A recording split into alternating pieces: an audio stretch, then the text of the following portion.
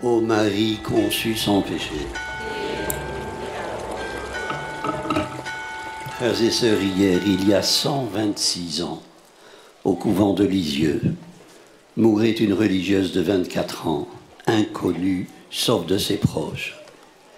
Elle était si discrète qu'une de ses compagnes se demandait ce que la mère abbesse pourrait dire dans sa notice nécrologique.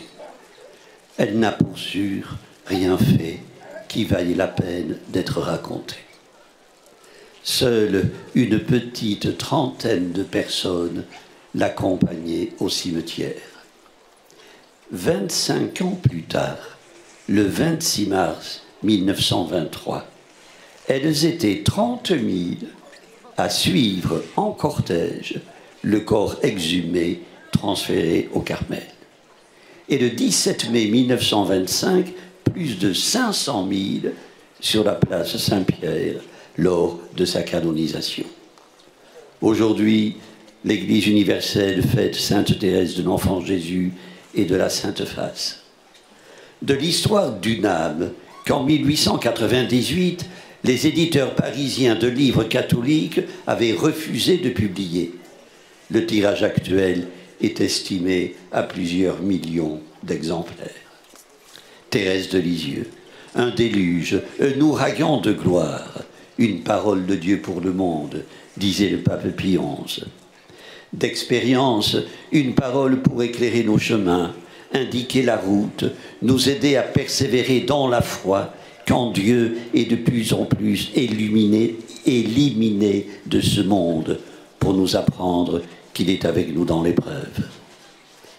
Face à toutes celles qu'elle a rencontrées, la mort de sa mère, les séquelles de son encéphalite méningée, les suites traumatisantes de l'artériosclérose de son père, interné 3 ans dans un asile. Thérèse de Lisieux est restée fidèle à son bien-aimé.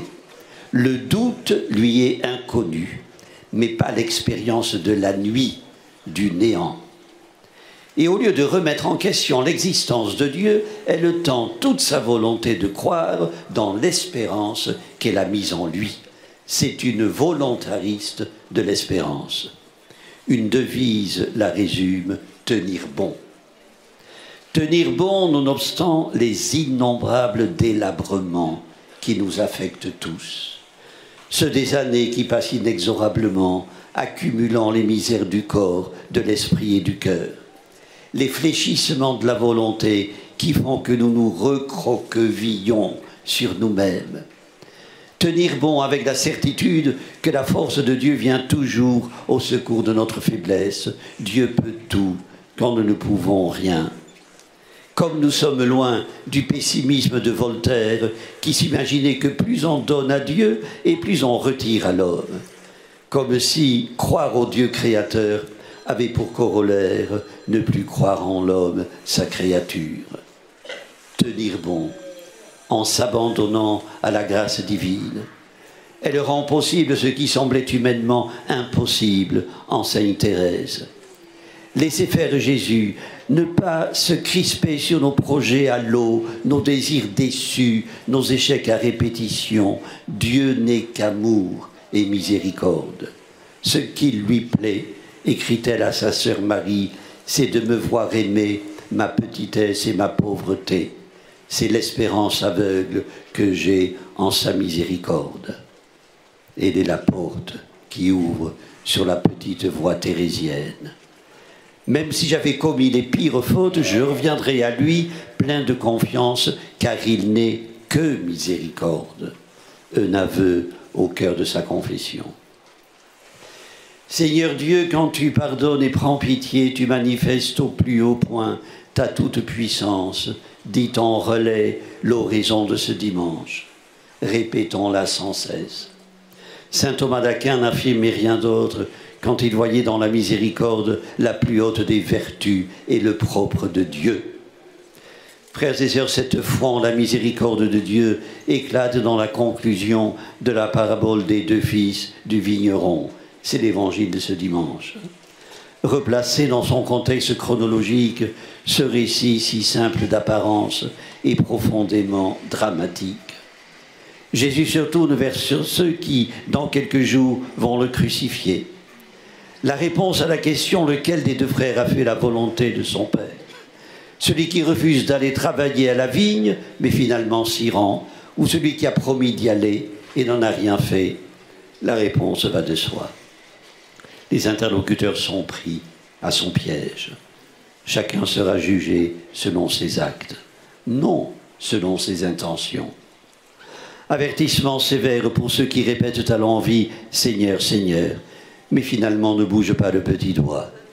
Espoir pour les seconds, que tout conduit à dire non et qui un jour mettent la main à la pâte. Ils sont peu fréquentables et Jésus ne fait pas leur éloge. S'ils nous précèdent dans le royaume, ce n'est certes pas à cause de leur passé, mais parce qu'ils se sont montrés acquis au pardon, ouverts au repentir. Parce qu'ils savent écouter, se défaire de leur lest, et plus encore ouvrir leur cœur. Parce qu'ils ont choisi de confesser leurs insuffisances et non de se cabrer. Parce qu'ils ont consenti à s'asseoir à la table remplie d'amertume où mangent les pauvres pécheurs, comme dit Thérèse de Lisieux. Une table de laquelle elle ne voulait point se lever avant, disait-elle au Seigneur, le jour que vous avez marqué. Frères et sœurs, le oui du fils du vigneron, qu'il est loin de celui de Thérèse. Convaincu d'appartenir totalement à Dieu, adhérer à sa volonté et c'est l'unique soin. D'ailleurs, constate-t-elle, toujours il m'a donné ce que j'ai désiré, ou plutôt il m'a fait désirer ce qu'il voulait me donner. Extraordinaire.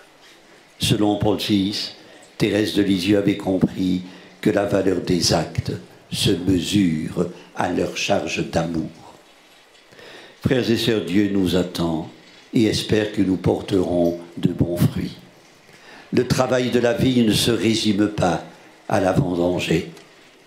De sainte Thérèse de l'Enfant Jésus, apprenons à vivre petitement dans la fidélité à la parole de son bien-aimé. C'est l'unique condition de notre bonheur. Amen. Prions le Seigneur. Dieu notre Père, apprends-nous à ne pas seulement parler de ton royaume, mais à le construire. Apprends-nous à ne pas seulement construire ton royaume, mais à croire qu'il est déjà là près de nous et qu'il donne un sens à nos vies dès aujourd'hui et pour les siècles des siècles. Amen. Le Seigneur soit avec vous. Et avec votre esprit. Que Dieu Tout-Puissant vous bénisse, le Père, le Fils et le Saint-Esprit. Amen. Notre-Dame de Lourdes, Sainte Thérèse de Lisieux, Sainte Bernadette, ô Marie conçue sans péché,